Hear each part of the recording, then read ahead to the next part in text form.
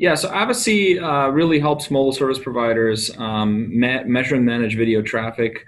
A couple of key problems that we solve, we really help service providers with measuring quality of experience for video.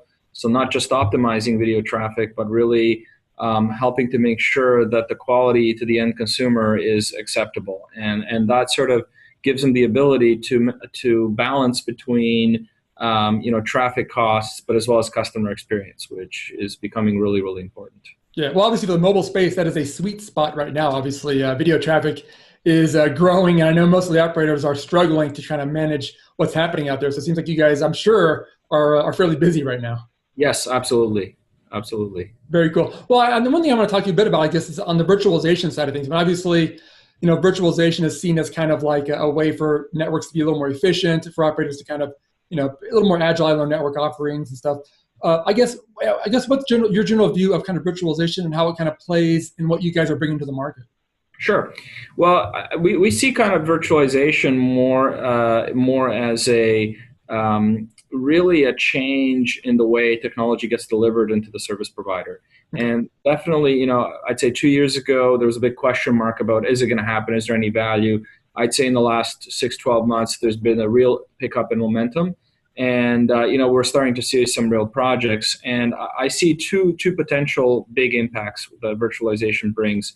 One is that it allows best of breed. It's much easier for best of breed technologies to get into a network through virtualization, because all of a sudden it's not about owning the big box and slotting features in it. There's kind of more of an ecosystem where niche software players can kind of embed their best of breed technology and still be within kind of a larger ecosystem.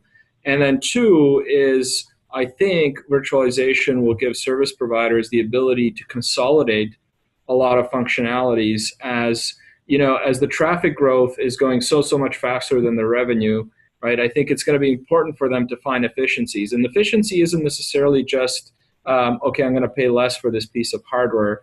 Efficiencies are also going to come out of, well, maybe I don't need three things that do the same thing. Maybe I can just kind of have it done under one roof. And I think that's also part of sort of, managing an ecosystem of best of breed technologies versus having a bunch of different discrete boxes and appliances. So that's our. Yeah. I mean, is it impacting the way you're doing business as well? I mean, is it impacting kind of how you're coming to market, how you're going to approaching the operators? I mean, are you going to the operators now with an option for virtualization as being, hey, this is another way we can go that could perhaps even provide even more efficiency for you? Yeah, absolutely it is.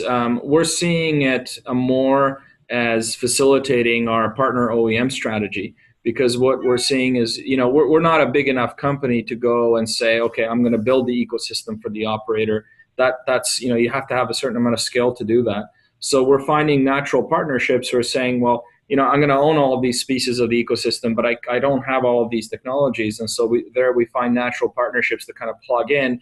And it's nice that there's sort of some standards based APIs and capabilities that you can do that, and that's effectively what we're seeing. So it kind of like reduces, for us, the benefit to us is it reduces the friction in partnering. We don't have to port our software to custom appliance and custom architecture. There's kind of a standard way of doing it. Does it seem like, I guess, across the vendor community, is there a good, strong partnership community out there for this? Because it does seem like that, like you said, this is still kind of something where it seems like everybody has a small piece in it, but it's hard to provide the full platform.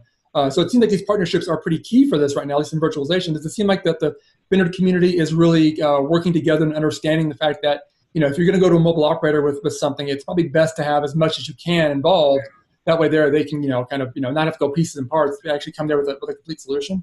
Yeah, I mean, I think on the NFV front, it's not, it's a little bit less important, but certainly on the SDN front, the partnerships are incredibly important. So, what we see is that, the other element of NFV SDN is that if that happens the way it's kind of envisioned, the value will shift. The value will shift more from owning the big iron that is in the path and in service to more intelligence and control. Mm-hmm. And the people that we're seeing that are pretty aggressive in this space are putting a lot of, as they're aiming to build value in intelligence and control, sort of analytics is becoming kind of one of the key must-have components. And of course, I believe we are a leader in video analytics, and video being, the predominant traffic.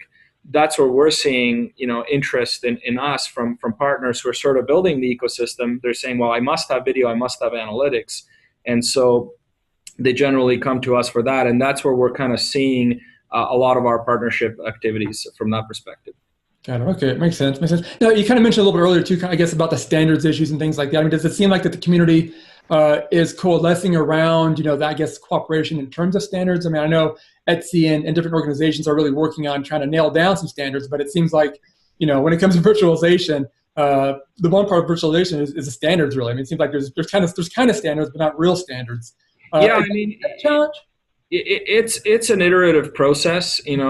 I think at this point there's sort of, we see the virtualization part kind of taking off first, and then kind of the SDN part a little later. I've heard people say that SDN is going to take 5 years to roll out, and there's some people that have different opinions on that. But certainly, if you kind of want to, take a piece of software and put it on a sort of a hypervisor and get it working on some COTS hardware, there's some pretty good capabilities that people like Intel and Red Hat are working on, and others, and of course that they're providing some of those capabilities that effectively achieve standardization. It's not always through what's written in Etsy. Some of it is also kind of the infrastructure and middleware software that's provided, that's being kind of adopted. Mm-hmm. By vendors, and it's becoming a de facto standard. And that's kind of helping people like us kind of go, okay, well, it's almost like there's more of a best practices approach to it than just, hard coding standards. And that's actually, becoming quite effective. So yeah, that's an interesting part, because it does seem like traditionally in the wireless space, at least, operators are very, very attuned to having standards, because they want to be able to make sure that everything is, future-proof and they can do these things. But it does seem like in this virtualized world with NFV and SDN, that standards view is definitely changing, where it's like, maybe we don't need these strict standards. Maybe we can have, some ideas and some topics here that we can kind of all agree upon, and kind of use that to move forward. Yeah, well, the challenge is when you get into sort of the deeper layer 7 type technologies, and there's a heavy interaction between network and application, it's hard to standardize that because it's just changing and evolving so much. So you kind of have to standardize at the lower layers and kind of just make room for those things to still work. And that's where some of the challenges are. So, that's why I think, the NFV portion is kind of much easier to do. But some of the more sophisticated things coming down the pipe, that's where some of the challenges are going to be, I think. So okay. How nice is it to kind of see a lot of mobile operators, or just telecom operators in general, being very aggressive, or at least vocal in their support for virtualization? Obviously, AT&T last year came out with a big announcement saying they're going to do all this, and in Europe, Telefonica has been very aggressive, and in Japan, Docomo has been very aggressive.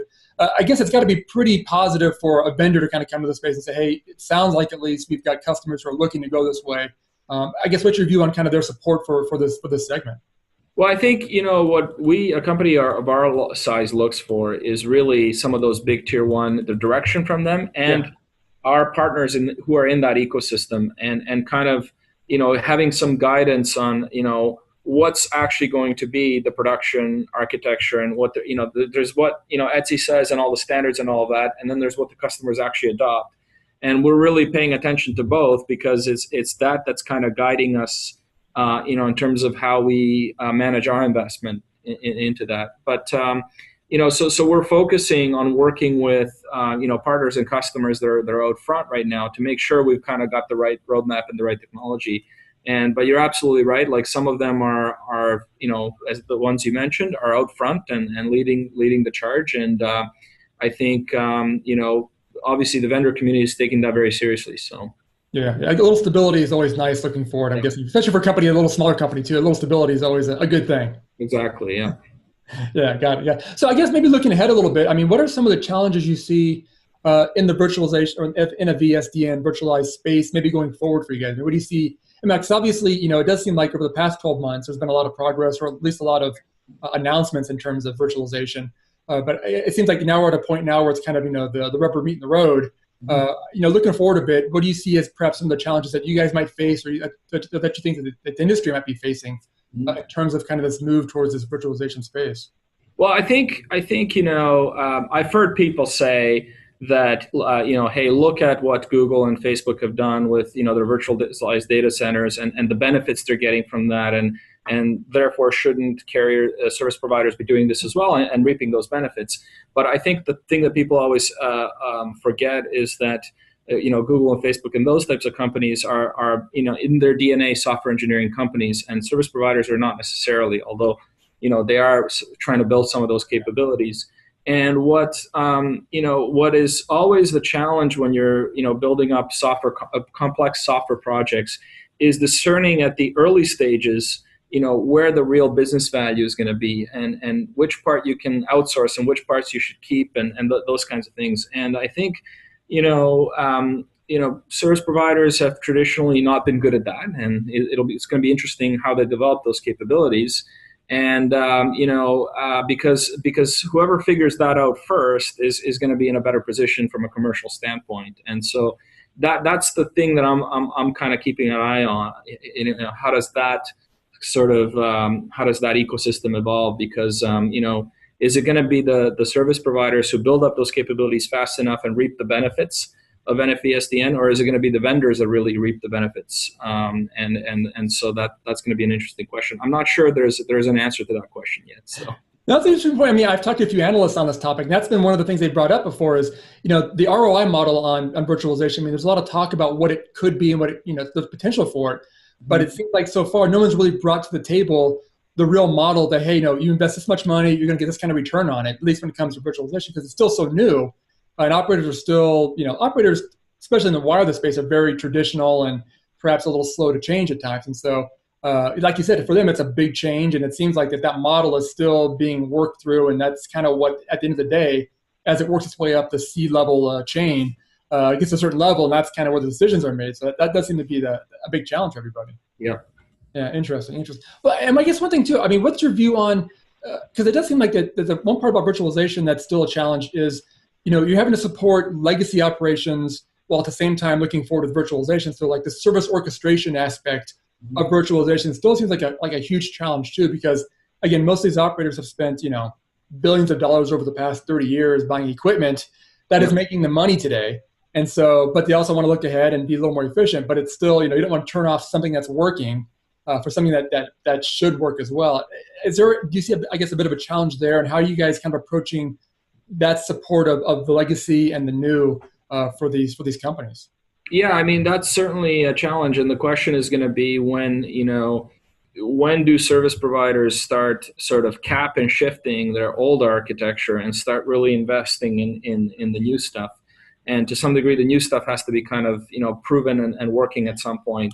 And, one of those questions is it going to be, because the thing I'm hearing is, perhaps what drives the new architecture is more new applications like IoT and things like that. Yeah. Not necessarily that you would do a hard switch on, the entire production network and you just start moving it from from the old world to the new world, but maybe, letting some new some new services, new applications sort of drive that, which could be then, a much slower transition process versus just sort of saying, okay, I'm taking out Gen 2, putting in Gen 3, and it's going to be kind of over a few months. I don't think I see anybody moving in that aggressively in terms of the service providers. But certainly people kind of looking for new applications to drive adoption over time. That seems to be kind of the approach. And then the question becomes, which areas and which applications will be transformed sooner than later.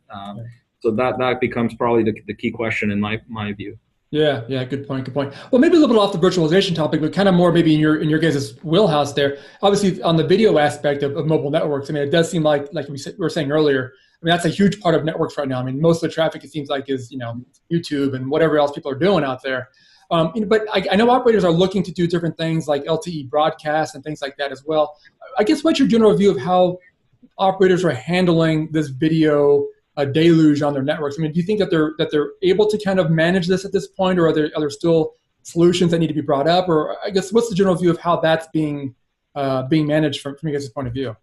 Well, we have kind of three different perspectives on this. I would say that there's the North American market, the European market, and a lot of the emerging market. And there's probably a more nuanced view than that. But I mean, that's just a very sort of, in the interest of time, a high level view.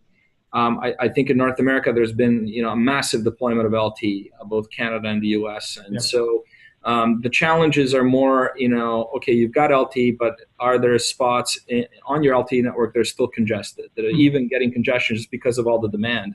And so there seems to be more of an interest, there's less of an interest of kind of optimizing everything in that type of network. It's more about leveraging analytics to discover where congestion issues may appear, Mhm. and then kind of resolving those issues in real time to improve quality of experience and so forth. Mhm. So that seems to be kind of the thinking in North America. Then you've got Europe, which is not, is also investing in LT, but not as aggressively as North America.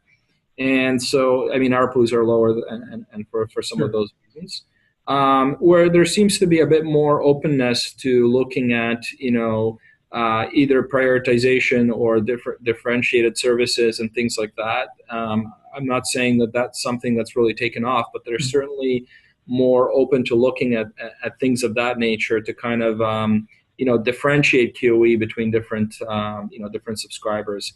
And I think some of the emerging countries that are not quite yet ready for prime time for LTE or a little bit behind, they're still looking to maybe get as much mileage as they can out of their 3G network, and before kind of their LTE really kicks in, and then it's more about then those service providers are more likely to kind of take a more aggressive optimization stance across all traffic. So Interesting. that's the way we see the market. Yeah, and obviously, like you were saying, I mean, the analytics aspect of this does seem like it's a big part because, again, operators only have so much spectrum. They've only got so many cell sites. They've only got, technology can only go so far. It does seem like that next step is really making sure that you can optimize what you have, and that's kind of the Yeah, biggest challenge, it seems. in the past 5 years, really the network optimization has been driven by sort of the big switch. You turn it on and you turn it off, and then you hope for the best. And that was kind of the legacy of kind of the WAP gateway experience. Yeah, yeah, Everything goes through this gateway. The Going forward, there's really I think with the smartphones kind of kill the WAP gateway. That's not an acceptable user experience anymore.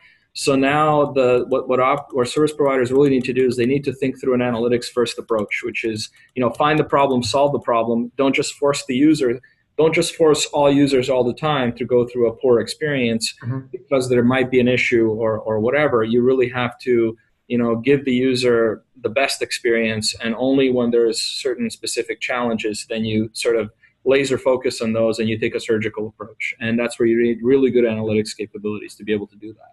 yeah. Interesting, interesting. Do you see, I guess, any at least here in the U.S. Obviously, the recent net neutrality ruling that came out.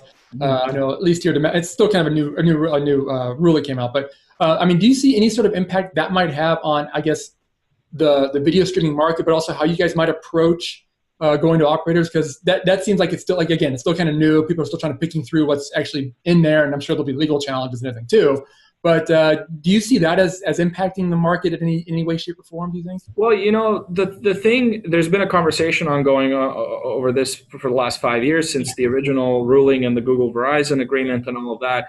And throughout all this conversation that's been evolving, there seems to have always been an understanding that that networks need to be managed. And even in the current language, I think Yeah. there's some thinking around provisions for network management and so forth. And I think if you sort of think about it that way, and you say, well, look, as I just explained it, which is that you don't force all users just to go through a poor experience, but you give them the best possible experience, but Yeah. recognize that there are times where you need to act and you need to manage. Then I would think that that's going to be acceptable to all parties, because even the content providers understand that in congestion, everybody loses. So it's in everybody's interest to do something there. Yeah. That's our view as well. Yeah. You're right. I mean, reading through some of the documents, yeah, I mean the management part of it is in there quite a bit, which does seem to kind of leave an out for pretty much operators to really be able to, at the end of the day, if they need to, they need to. I mean, that's all there is to it. So. And I mean, the other perspective on that is, we're going to publish something in fairly soon. On just telegraphing it a little bit there, but it's a little bit bit more on the content, perspective, in the sense that not all content providers are equal, and we kind of have a view of when different content providers stream video. Some of them, take more resources per bit stream than others, and they're trying to differentiate and offer their subscribers a better quality of experience. They don't always respect network resources the same way, and some of them are hog resources more than others. Yeah. And so there's kind of I think if you're going to regulate the network, you can't leave the content guys alone either, because you have to just to use an analogy, in a highway, if you're regulating how many lanes, you're also regulating the size of the car and the width of the car and so forth, right?